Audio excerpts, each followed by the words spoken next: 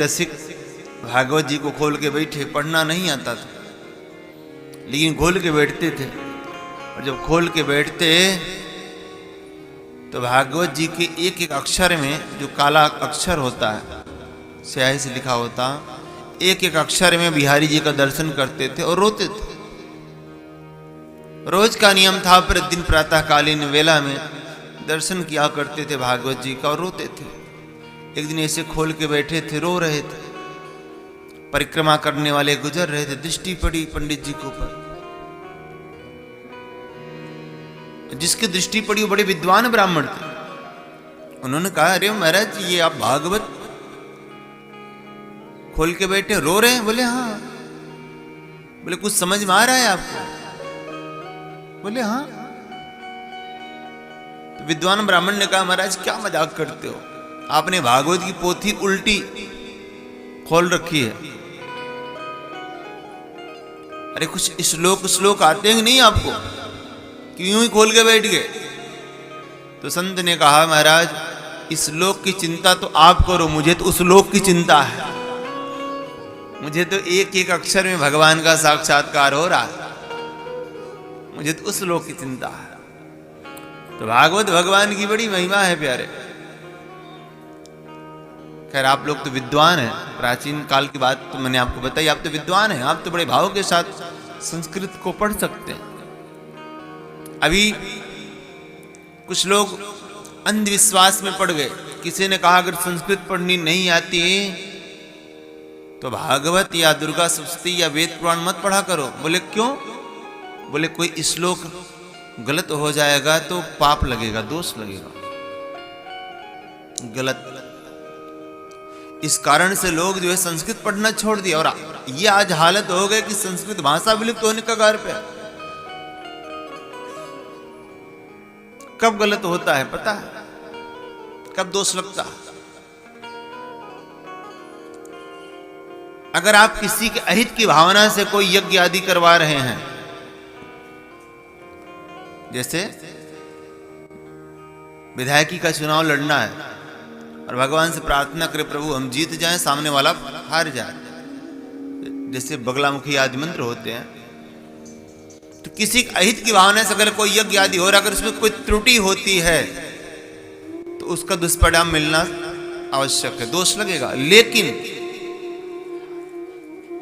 आप निष्काम भाव से भगवान की भक्ति करें और आपको पढ़ना भी नहीं आ रहा, कोई त्रुटि हो rही है ना, तो उस त्रुटि का कोई दोष नहीं होता। ध्यान दीजिएगा। भगवान कहते हैं, न रीझू गाल गप्पों से, न रीझू ताल ठप्पों से, बुलाए प्रेम से कोई मैं नंगे पांव आता हूं। और तो इससे बड़ा क्या प्रमाण होगा? वाल्मीकि जी महाराज, राम शब्द भी कहना नहीं आता था, लेकिन उन्होंने निष्काम भाव से मरा मरा मरा मरा मरा मरा कहा, सो उल्टा नाम जपा जग जाना, वाल्मीकि भय ब्रह्म समाना। प्यारे, जो डर रहे हो आजकल ना कि संस्कृत नहीं आती, नहीं अगर पढ़ूंगा तो कोई त्रुटि हो जाएगी, दोष लगेगा, ये डर निकाल दो। प्रतिदिन भागवत भगवान का दर्शन करो, श्लोकों को पढ़ो। अगर किसी गुरुदेव की सहायता मिल जाए, किसी गुरुदेव जी का सानिध्य प्राप्त हो जाए, तो उनके सानिध्य में बैठ करके पढ़ो भागवत को। और अभी मेरी वर्धा महाराष्ट्र में कथा थी, उन्होंने मुझे एक ऐसी गीता भेंट करी है कि श्लोक स्पर्श कराओ, वो श्लोक को पूरा गाता है। मतलब एक एक शब्द, जैसे गीता की पूरी श्लोक है, इतनी मोटी सी पोथी है और आपको पढ़ने नहीं आ रहा है तो कुछ ऐसा, बहुत सारे इंजीनियरों ने बनकर उसको बनाया है। तो जिस श्लोक उसको स्पर्श करोगे, टच करोगे, वही श्लोक गा के सुनाएगा और उसका अर्थ बताएगा। तो आज आधुनिक में अनेकानेक ऐसे माध्यम है। YouTube चैनल के माध्यम से कथाओं को श्रवण करो। कितने ऐसे संगीतकार बंधु हैं जो YouTube पर क्लास ले लेकर के जो है संगीत की साधना करते हैं, पढ़ाई करते हैं। आज तो आधुनिक युग है, काहे को डरते हो? अगर मन में चाह होना तो कोई भी राह कठिन नहीं, हर राह आसान हो जाती है। ये तो लोगों का एक बहाना है कि हमें पढ़ने नहीं आता।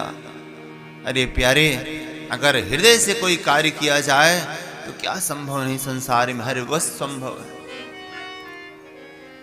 तो हमें प्रयास करना चाहिए, हर घर में भागवत की पोथी हो, हर घर में मानस हो, हर घर में गीता हो और उनका पठन पाठन हो। आप पढ़ेंगे तो आपकी आने वाली संतति पढ़ेगी। प्यारे, आज संस्कृत भाषा विलुप्त होने के कगार पे है। अब श्री धाम वृंदावन बैठे हैं, अनेकानेक गुरुकुल यहाँ चल रहे हैं, लेकिन बच्चे नहीं हैं पढ़ने के लिए, बहुत कम अल्प संख्या में बच्चे हैं। और मदरसों में देखिए भीड़ लगी है।